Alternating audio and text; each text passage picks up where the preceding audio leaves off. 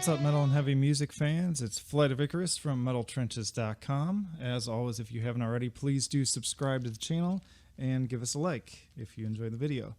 But it is that time again. I'm going to take these headphones off, actually, because they're getting in my way. It is that time again to do another ranking video, and also another one that kind of doubles as a band that changed my life as I sort of pontificate along the way. But as you can probably tell from looking at the screen, it is Nine Inch Nails, classic industrial metal band, major influence on many bands today from across all sorts of different genres, big pioneers in the 90s, and just continue to innovate now, but just sort of in a different way.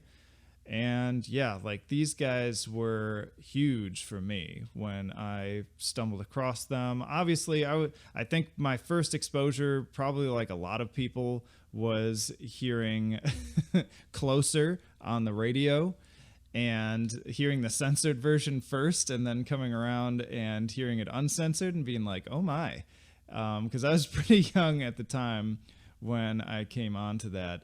And then also finally, checking out the music video and being like, okay, yeah, these guys are weird. This is some crazy stuff, and I'm interested. So that said, let's just kind of dive into it. And first things first, I kind of just want to dump all the newer little EPs at about C level. And some people may be sort of mad about that, but honestly, like, it's all fine. I kind of like some of the stuff on Not the Actual Events, and it's fine. Like, there's some stuff that I'm like, it's good, but they're pretty inconsistent. Definitely a lot more experimentation, and this is just in general. Trent isn't Trent that we know. Like, this is not the same Trent that started Nine Inch Nails and would do these insane concerts back in the 90s with all these crazy music videos where they destroy everything. And like, it's just, you get older, your priorities change. He's like married now. He's an Academy Award winner for his soundtrack work, which is good soundtrack work. But yeah, I just can't think of it even in the same way. And it's not bad. It's not like horrible. So I don't want to dump it at D tier, but I'm just going to throw it into C tier and move on to bigger and, for me, more important things. So I might as well start with the Downward Spiral, since I already referenced Closer.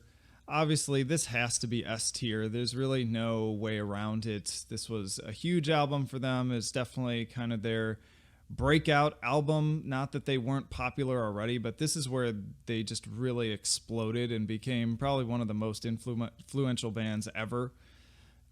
Every song on here is amazing, from the lead single to, deeper cuts like Reptile's a great song. Man with a Gun. You got Piggy, you got March the Pigs. Like, there's just, every song on here is pretty much an instant classic. And I have so many memories of just listening to this album. And you know how you tend to sort of associate older albums you listen to specific times and events and whatever. And I just have so many when it comes to the Downward Spiral. And it's been kind of cool, too, to just see how my listening experience with this album has evolved over the years. And just, again, with my own maturation and my life and priorities changing, I definitely think about it differently now than I did then. But it's still probably one of my all-time favorites, and it holds up. Let's just keep it at that. So then we've got their debut full length, anyways, Pretty Hate Machine. And I'm going to put Pretty Hate Machine at A tier. Another great album. It took me a while to get into this one, just because the production in particular between this and the Downward Spiral is very different. So coming into that very glossy, modern approach of the Downward Spiral, it was a little tough for my ears to acclimate to sort of the more kind of 80s style of this one. Like, the synths are definitely more 80s influenced. There's definitely a lot more kind of classic industrial influence on this. Trent has stated that he's very much influenced by things like Skinny Puppy, and I'm sure like Ministry and all that stuff. So there's definitely a lot of this on this record, and I've come to love it. Like, it's a standout in their discography in that it is pretty different from the other stuff, but you still got that aggression, that rebelliousness. He sounds so young on this album too, which is just great. Like, it's just that young anger, and yeah, it's a great album. Another one with just a lot, very consistently good, a lot of great like just radio tunes. Of course, you got like Head Like a Hole, and again, you've got some deeper cuts on this one too. But yeah, just great stuff. I had a T-shirt of this one too that I was always very proud to wear, but it got kind of worn out, and eventually I had to dump it, which was a sad day. But this album is going to have a legacy that goes on pretty much forever, I have a feeling. Continuing on more in order at this point, we've got the Broken EP, which is the one EP of theirs that sort of counts in their full discography more so than any other, because they have a lot of EPs. And for those of you who don't even know, if you look at the spines of all the albums, they're all numbered as like Halo 1, Halo 2, Halo 3, and that includes like the singles, the EPs, all these little side releases. So if you look at the numbers on those, excuse me, there's a lot of sort of unofficial, well, I shouldn't say unofficial, but like side material out there. But in any case, Broken kind of gets counted as still like sort of amongst the full lengths, because it was a big bridge from Pretty Hate Machine to the Downward Spiral. Like, this is where I feel like Trent really was actually sort of coming into his own, and he's talked about this in interviews too. And yeah, great songs on here. Suck is a great one. They did a music video, I forget which track it is, but out of his like Nothing Studios, which, as I recall, they actually had I can't remember if it's actually the house that Charles Manson's followers killed Sharon Tate in, or if they just had the door.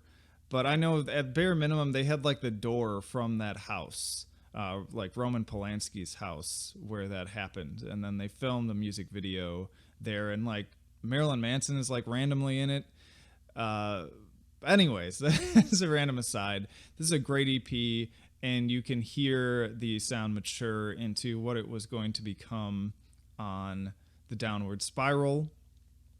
And I continue to spin these tunes. It's probably my most listened EP of all time across bands, and it deserves that. There's a good reason for it. All right, so I already talked about Downward Spiral, so let's jump over to The Fragile, which I would also put at S tier, which is special, in my opinion, for a number of reasons, but for one, because it is a double LP, and a lot of double albums tend to be bloated messes. Like, there are very few double albums that I truly love, that I truly think are like really worth people's attention, and that really warranted being double albums. Like, in many cases, I feel like most double albums, you could trim them down to a single LP and it would be much stronger for it. But with The Fragile, this is honestly my favorite overall Nine Inch Nails release. I think it's even better than the Downward Spiral. And people will argue me on this, but I don't really think there's any filler on this album. Like, there's a lot of different stuff and a lot of experimentation, but it all flows really nicely. I like the variety. I'm never bored, and I'm just always just captivated by it. I had the DVD as well with like the live performance of many of these songs with all the visualizations he put together with he had like these like three really tall like screens that were like playing stuff in the background, and it's such a cool live experience. But yeah, The Fragile, my favorite Nine Inch Nails release, period, and also in my top double albums of all time, and that's a very short list. All right, and then obviously after that, we got a whole lot of nothing for a long, long time. And we finally had that comeback with Teeth, which was an album I was pretty underwhelmed with. I mean, I had high expectations here, and this is what I'm afraid is going to happen with Tool, really, is that, You built it up for so many years, and there was such a gap that With Teeth probably couldn't have ever fully lived up to any expectations I had. And it's a fine album, though. I think ultimately, it's about a B. I think it's fair to give it a B. There's some good tunes on here. It's more of a chill album.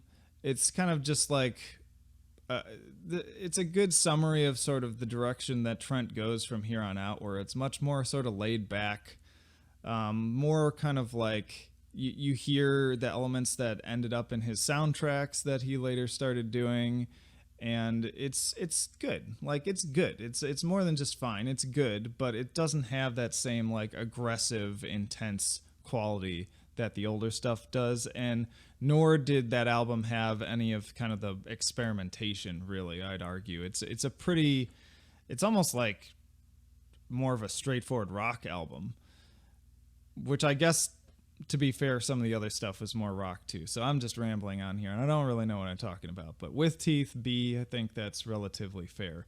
Year Zero was an album that I initially liked more than With Teeth and was pretty excited by, but it hasn't really matured well. It doesn't hold up particularly well. I think I put it more at a C. I find the lyrics to be kind of over the top and kind of cringy. This is a concept album too. It's like an apocalyptic sort of like sign of the times type album.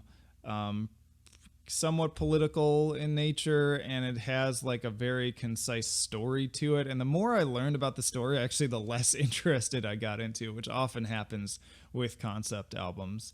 And so, yeah, this hasn't grown well over the years for me. When I go back and listen to it, I get kind of, it's a lot of cringe for me on this one. There's still some good songs on there that I enjoy, but for the most part, not a huge fan of it.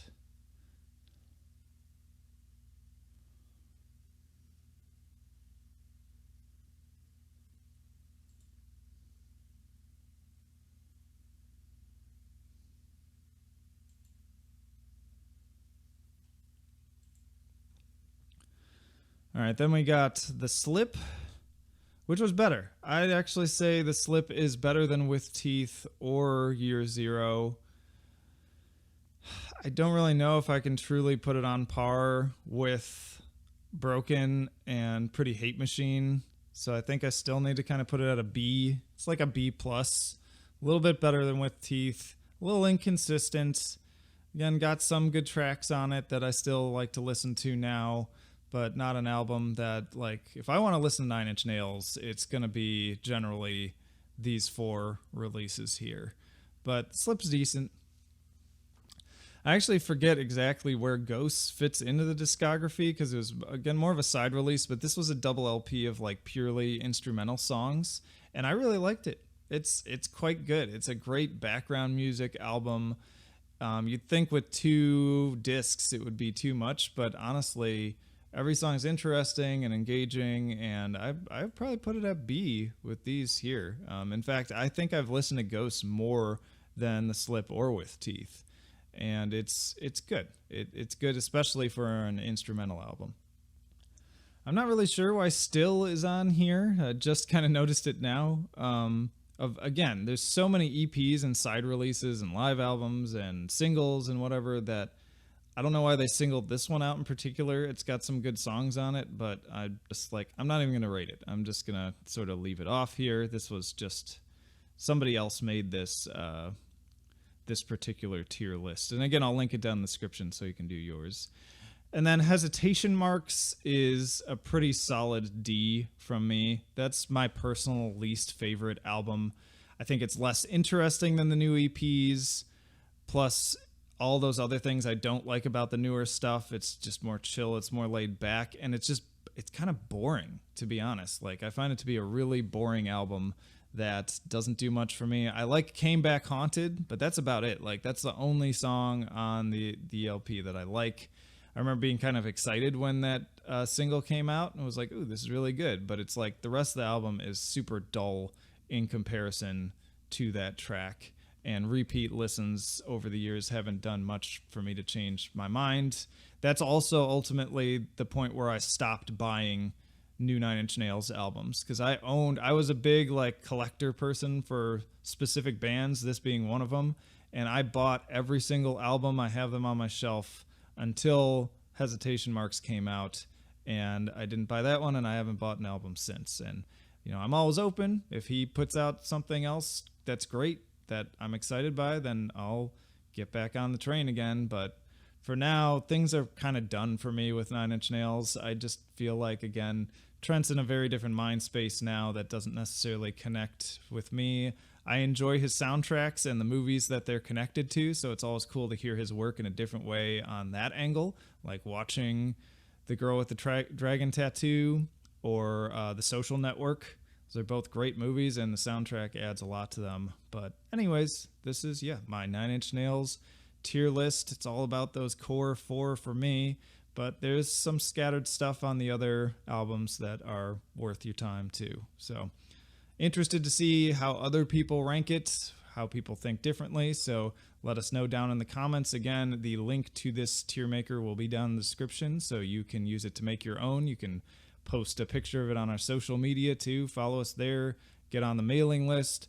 And again, if you're a big fan and you keep coming back for more, consider donating $1 a month to our Patreon. It really helps us cover the overhead, which we're really working on right now. And hopefully in the future too, can get enough together that we can maybe pay somebody for like site redesigns and things of that nature. But for now, Flight of Icarus signing off.